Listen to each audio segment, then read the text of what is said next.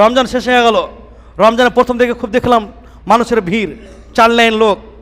জি, তারাবিতে 4 line, জোহরে 4 line, ফজর 4 line, সবচেয়ে 4 লাইন। এখন তারাবিতে 1 লাইন হচ্ছে না, 1.5 লাইন হচ্ছে না। আচ্ছা, আমি বলছি ওই লোকগুলো গেল কোথায়? প্রথম দিন যে 4 লাইন হয়েছিল ওই মানুষগুলো গেল কোথায়? তারপরে এমনি অন্যান্য নামাজে জোহর, আসর, মাগরিব এগুলো নামাজে 4 লাইন 3 লাইন লোক হচ্ছিল, ওই লোকগুলো গেল কোথায়? সম্মানিত উপস্থিতি, আমি আপনাকে বলতে চাই, নামাজ সম্পর্কে বলতে চাই, রমজান শেষ হয়ে যাচ্ছে আর সামনে হয়তো 3 দিন অথবা 2 দিন সময় রয়েছে।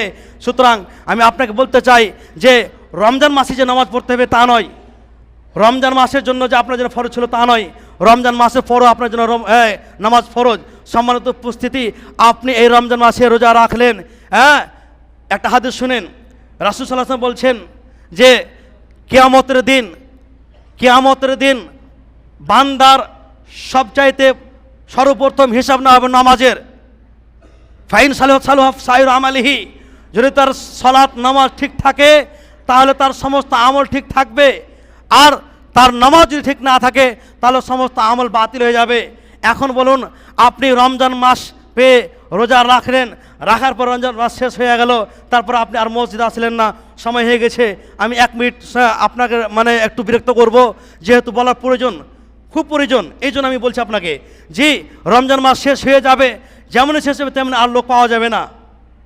মনে রাখবেন, আপনি 1 মাস কষ্ট করে সিয়াম রাখলেন, রোজা রাখলেন, যদি আপনি নামাজ না পড়েন, কিয়ামতের দিন আপনি যদি ফেঁসে যান নামাজের জন্য, আপনার প্রথম হিসাবে সালাত নামাজ, আর আপনি যদি নামাজ সম্পর্কে ফেঁসে যান কিয়ামতের ময়দানে, তাহলে বুঝে নেবেন যে আপনি যে 1 মাস ধরে রোজা রাখলেন সমস্ত রোজার নেকি বাতিল। আপনি যে রমজান মাসে দান করলেন সমস্ত এই দান করার নেকি বাতিল হয়ে যাবে।